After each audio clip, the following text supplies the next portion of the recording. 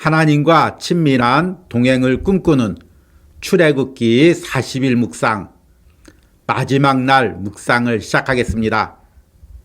오늘이 40일 동안 이어온 출애굽기 묵상의 마지막 날입니다. 특별히 이번 출애굽기 묵상에서 내 안에서 하나님의 임재를 경험하며 하나님과 동행하는 부분에 초점을 맞추어서 묵상을 했습니다. 40일 동안 내 안에 계신 하나님을 느끼셨습니까? 그리고 그 하나님과의 동행을 체험하셨습니까? 여러분들이 이 은혜를 여러분들이 출애굽기 묵상이 끝나도 이 은혜를 소중히 여기고 남은 평생 하나님과 동행하시는 은혜가 있길 바랍니다. 오늘 출애굽기 마지막 날 묵상의 제목은 하나님의 임재와 동행입니다. 오늘의 말씀을 읽겠습니다. 오늘은 두 구절의 말씀을 읽습니다. 첫 번째는 출애굽기 40장 17절에서 21절입니다. 둘째 해 첫째 달 곧 그 달 초하루에 성막을 세우니라. 모세가 성막을 세우되 그 받침들을 놓고 그 널판들을 세우고 그 띠를 띄우고 그 기둥들을 세우고 또 성막 위에 막을 펴서 그 위에 덮개를 덮으니 여호와께서 모세에게 명령하신 대로 되니라. 그는 또 증거판을 궤 속에 넣고 채를 궤에 꿰어 속죄소를 궤 위에 두고 또 그 궤를 성막에 들여놓고 가리개 휘장을 늘어뜨려 그 증거궤를 가리니 여호와께서 모세에게 명령하신 대로 되니라. 아멘. 두 번째 말씀은 출애굽기 40장 34절에서 38절입니다. 구름이 회막에 덮이고 여호와의 영광이 성막에 충만하매 모세가 회막에 들어갈 수 없었으니 이는 구름이 회막 위에 덮이고 여호와의 영광이 성막에 충만함이었으며 구름이 성막 위에 떠오를 때에는 이스라엘 자손이 그 모든 행진하는 길에 앞으로 나아갔고 구름이 떠오르지 않을 때에는 떠오르는 날까지 나아가지 아니하였으며 낮에는 여호와의 구름이 성막 위에 있고 밤에는 불이 그 구름 가운데 있음을 이스라엘의 온 족속이 그 모든 행진하는 길에서 그들의 눈으로 보았더라. 아멘. 오늘의 묵상입니다. 오래전 등산을 하던 중에 산에서 길을 잃은 적이 있었습니다. 등산을 오기 전에 미리 완벽하게 지도를 보고 길을 익혔는데 어느 순간부터 방향을 잃게 되었습니다. 날은 저무는데 계속 같은 자리만 맴돌게 되었습니다.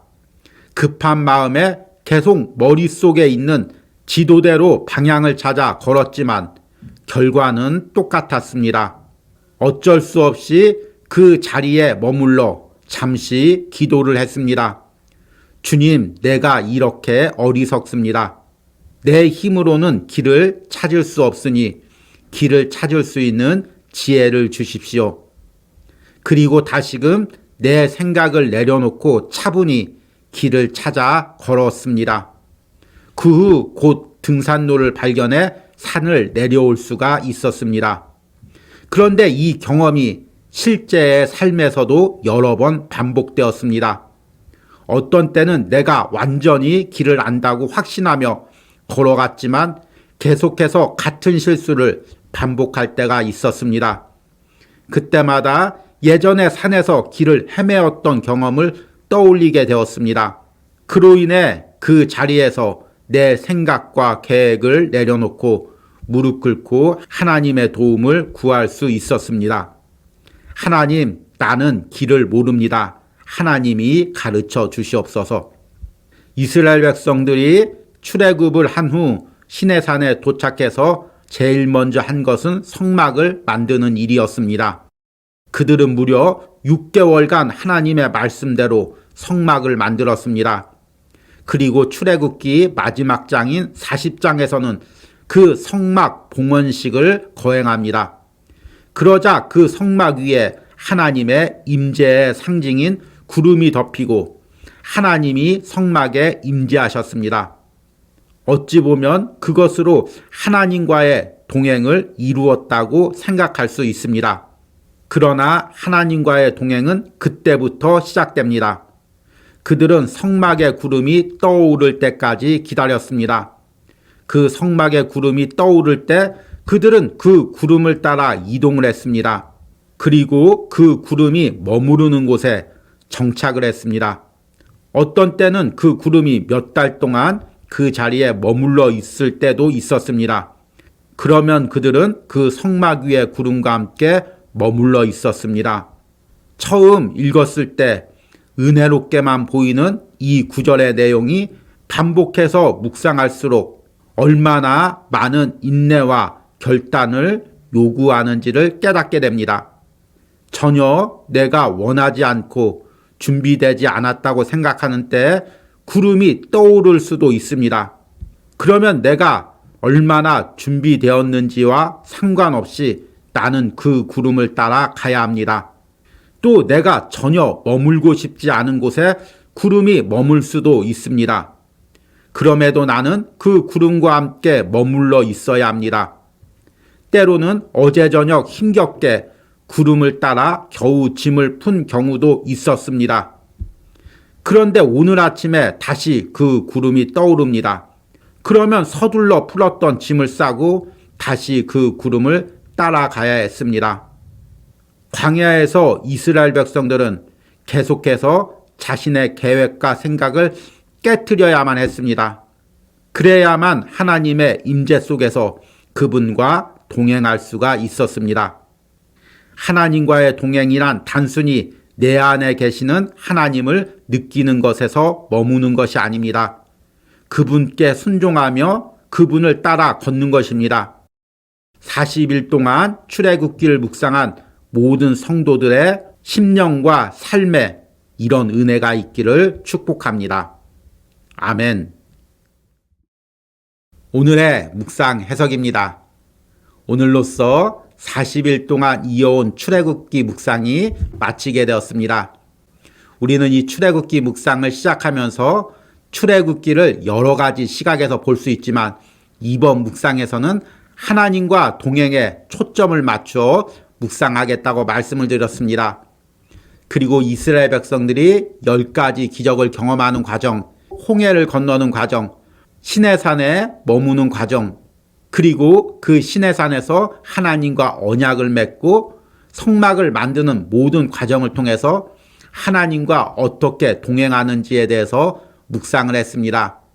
그리고 그것을 우리 신앙과 삶에 하나하나 적용을 시켰습니다. 지금도 내 안에 하나님의 성막이 있고 그 지성소 안에 하나님께서 임재하십니다. 나는 매일 내 안에 계신 그 하나님을 느끼며 하나님과 동행하는 삶을 사는 것입니다. 40일 동안 여러분들이 매일같이 이 은혜를 깨닫고 체험했을 줄 믿습니다. 그리고 이 은혜가 앞으로도 여러분 삶에 이어지길 바랍니다. 오늘은 그 묵상의 마지막 날로 출애굽기 40장을 묵상했습니다. 출애굽기 40장은 하나님의 말씀대로 성막이 다 완성되어서 그 성막을 하나님께 봉헌하는 봉헌식의 내용을 담고 있습니다. 말씀대로 성막이 완성된 거죠. 그러자 그 성막 위에 구름이 머물고 하나님의 영광이 그 성막 안에 임재했습니다. 모세조차도 그 하나님의 영광이 너무 강해서 성막 안에 들어갈 수가 없었습니다. 그러면 이제 하나님과의 동행이 다 끝난 것일까요? 아닙니다. 이제부터 하나님과의 동행이 시작됩니다. 이스라엘 백성들은 그 성막 위에 머무는 구름을 통해 하나님이 이곳에 임재하고 계심을 매 순간 느꼈습니다. 그리고 그 구름이 떠서 이동하면 자신들도 그 구름을 따라서 이동을 했습니다. 하나님의 임재를 따라서 이동한 것입니다. 그리고 다시 구름이 머물면 그곳에 머물렀습니다. 너무나 은혜로운 내용이죠. 그런데 저는 이 말씀을 묵상하면 묵상할수록 이 과정에서 얼마나 큰 인내와 순종과 결단이 필요한지를 깨닫게 됩니다. 하나님의 임재를 따라서 동행하려면 매 순간 내 생각을 깨트려야 됩니다. 내가 더 머물고 싶어도 하나님의 임재의 구름이 이동하면 나는 그 구름을 따라가야 됩니다. 내가 머물기 싫은 장소에 하나님의 임재가 머물면 그곳에서 머물러 있어야 됩니다. 하루 머물러 있으면 될까요? 1년 머물러 있으면 될까요? 어떤 때는 하나님의 임재의 구름이 몇 년 동안 그 자리에 머물러 있으면 속이 타도 기다리면서 인내해야 됩니다. 그리고 내가 준비되지 않은 어느 날 밤, 어느 날 새벽 갑자기 하나님의 임재의 구름이 떠오르면 나는 순종해서 그 구름을 따라서 걸어가야 됩니다. 이것이 하나님과 동행하는 삶이죠. 우리 신앙과 삶도 마찬가지입니다. 내 계획과 내 생각이 있습니다. 그런데 하나님은 때로는 내 계획과 생각에 상관없이 하나님의 뜻대로 나를 몰아붙일 때가 있습니다. 그때 우리는 어떻게 반응합니까? 나는 아직 준비 안 됐습니다. 나는 그곳에 가기 싫습니다. 나는 여기를 떠나기 싫습니다. 이렇게 말할 수가 없는 것입니다. 하나님의 임재를 경험한 사람은 그 하나님의 임재를 따라 동행하는 것입니다. 내가 머물고 싶어도 하나님이 일어서면 나도 일어서서 그분을 따라가야 됩니다. 이것이 동행하는 삶이죠. 여러분, 지금 내가 하나님의 임재를 경험하고 있습니까? 그렇다면 그 하나님의 임재에 순종해서 그분을 따라 걷는 훈련을 하시길 바랍니다. 이렇게 하나님을 따라서 동행할 때만이 내가 진정으로 하나님의 임재를 누릴 수가 있습니다. 이런 은혜를 40일 동안 출애굽길 묵상한 여러분들 삶에서 다 누리시는 은혜가 있기를 축복합니다. 오늘의 적용과 기도입니다. 내가 하나님과 동행하면서 아직도 내 생각과 계획으로 행동하고 결정하려는 부분은 무엇입니까? 내가 하나님의 임재 속에서 그분을 따라갈 때 갈등하고 주저하고 있는 부분은 무엇입니까? 내가 하나님의 임재와 함께 하나님의 뜻을 따라 동행하는 삶을 살게 해달라는 기도를 드리시기 바랍니다.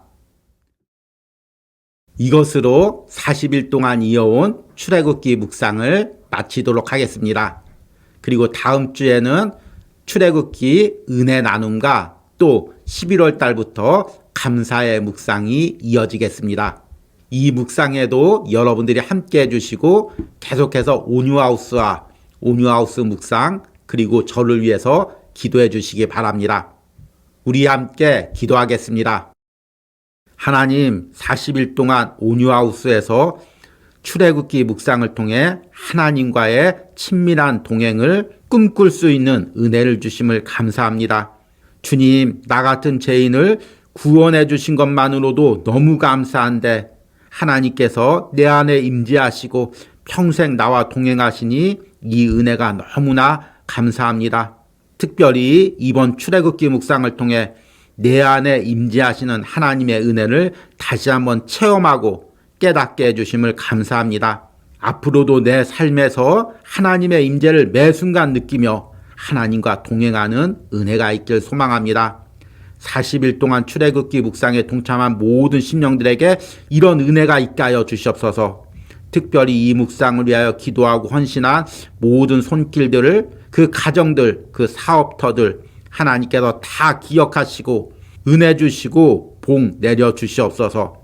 이후에 있을 은혜 나눔에도 성령께서 역사하여 주시고 11월 달부터 시작되는 감사 묵상에도 더 큰 은혜를 부어 주시옵소서. 예수님의 이름으로 기도했습니다. 아멘.